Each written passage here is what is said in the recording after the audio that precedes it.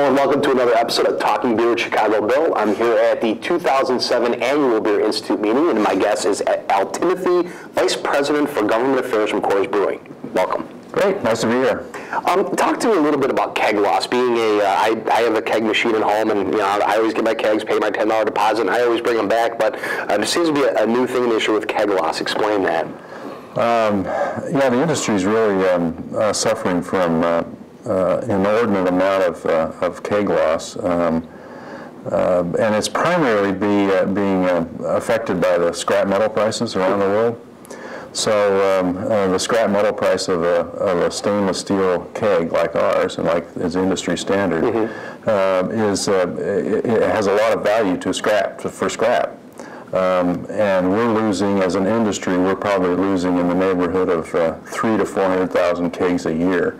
A large portion of them are being sold to scrap dealers illegally, because it's property of the brewers, and it's primarily driven by scrap values. So it's a big problem. At Coors, we probably have about, I don't know, roughly 1 million kegs in the marketplace a year, and our loss is, we always have some loss, an attritional loss, but our loss is about doubled. I don't have the specific numbers. And so it's a $53 million hit to the industry. Wow. And a lot of people, they think loss is because it's being used as furniture in a college dorm, but it's not that. Like you said, it's a scrap. Yeah, no, for most of our good loyal beer drinkers that go out and buy a keg, there's a deposit on them, and the deposit is a way to encourage the consumers to get that keg back, so we can fill it up and get it back to them again. Exactly. While we're really trying to determine where the big losses are coming from, we suspect that it's because of the high scrap value, that there's some maybe some syndicated efforts here that go around and try to find kegs. A lot of it, I think, more and more we're finding that it may be happening at on-premise retail. Some of the retailers aren't paying enough attention. Maybe they're putting their kegs out in the alley, and they're not really accounting for them really well. And people come and I was driving down on I-25 in Denver the other day, and ahead of me was this guy in a truck, and he had about 10 kegs, strapped on his truck. And I just so happened he was pulling off, and we ended up going to the same gas station. And I said, what are you going to use those for? He said, I'm going to use them for a dock. And I noted, I kind of kindly said, well, that's, you kind of got stolen property there. So we're doing a lot to try to raise the awareness amongst scrap dealers and the general public and retailers about that problem. What do you think that you can do to combat? I mean, raise the deposit price. I mean, what do you think the industry can do to try to limit? It's still going to happen, obviously, but minimize it. I mean, would that be a solution, or what other things? Well, deposit is one solution, and quite honestly, generally speaking, across the industry, the deposit levels have been fairly low, at least to retail. And a lot of times, from distributor to retail, a lot of times from retail to the individual consumer, those deposit levels have been, in the range of $50 to $60 or $70 to encourage that individual consumer to bring that back. But that's one way, and the industry or individual brewers are now thinking about raising that deposit level, which would be a little more incentive to get those back. And then we're working hard as well the industry has been working on what we call responsible scrap dealer legislation. And that's really to, quite honestly, increase the enforcement and penalties for folks who either accept or sell that property, because it's stolen property, basically. And our kegs have Coors Brewing Company on it, and so do the other brewers. So we're trying to increase the enforcement and the awareness, and the deposit level is one tactic that the individual brewers are thinking about as well. Yeah, because I'm still paying mine $10.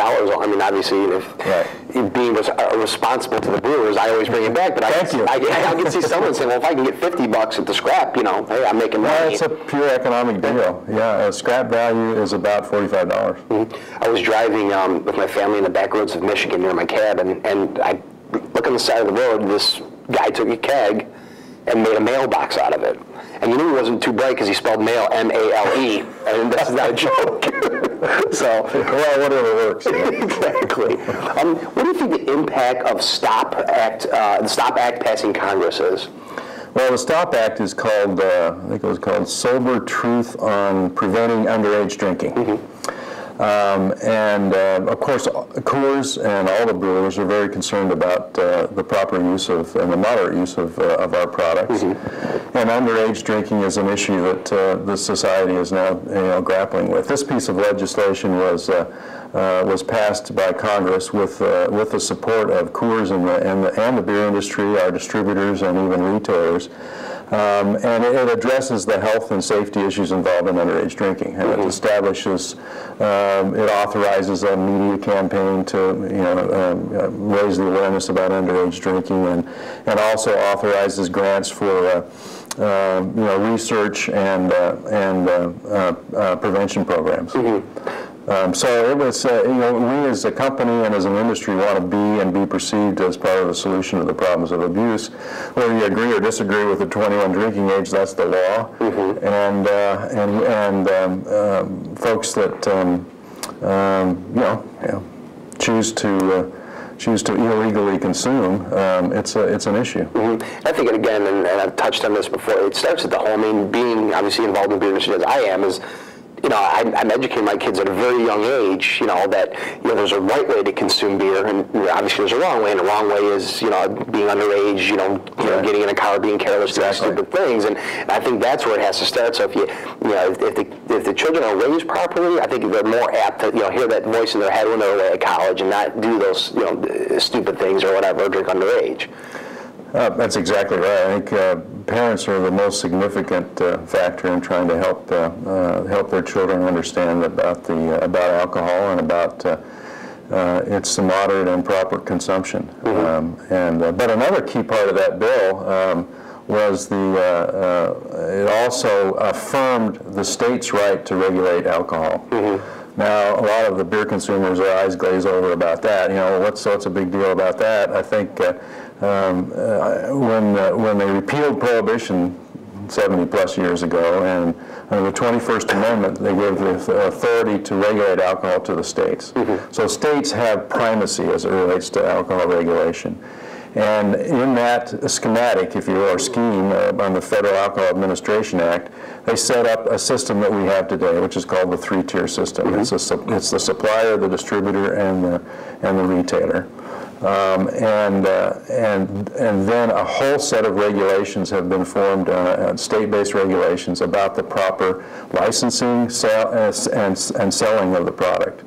And so we as an industry support that three-tier system. It's worked very well. It's brought fresh, quality, thousands of options to the consumer at a competitive price. And we were very encouraged that Congress reaffirmed the fact that states have the authority to do that. I think that's a good thing. I agree. I think the only time consumers seem to bellyache is when they want to go right to the brewer. I mean, I don't know if you'd be knocking on your door at Coors. I want to buy a case of beer. Yeah, that's right. And, we love to have them come and having a good sample in our sampling room. But we're prohibited from selling directly to the consumer. And a lot of that came from the experience of Prohibition, and you had what you called tied houses. The suppliers would own the retail accounts, and there was a lot of mischief that went on in that. Now that's not happening. One thing is, as growing up, I remember watching a movie called Smokey and the Bandit, and where they had to take Coors and drive across, I guess it was Mississippi. Give me a little history of why wasn't Coors available throughout the whole United States back in the 70s, or was that just a myth? I mean, explain. No, it's the Coors mystique. Yeah. I wish we could. I wish we were smart enough marketers to continue that mystique. But now that it's available, and we're glad it's available nationwide, it's kind of hard to say that. Actually, the real foundation of why that occurred was money. The Coors family really had a very strong German work ethic, and they did not want to be beholden to the banks. They didn't want to borrow any money. If anything, if they wanted to expand their brewery, they wanted to do it by internal funding. And so it really was a matter of the fact they didn't have the production capability, because they weren't willing at that time to borrow money for the capital investment that it would take to increase production to allow it to expand.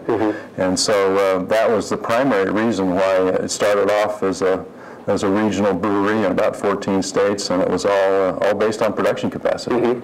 A lot of people thought it was because all of our beer is non-pasteurized, and that's a quality cultural tradition at Coors. All keg beer is non-pasteurized, but our primary and our packaged beer is non-pasteurized as well, and we keep it cool to the consumer. And they thought it was because we couldn't ship it that far, but that wasn't the case. It was really because of the fact we didn't have.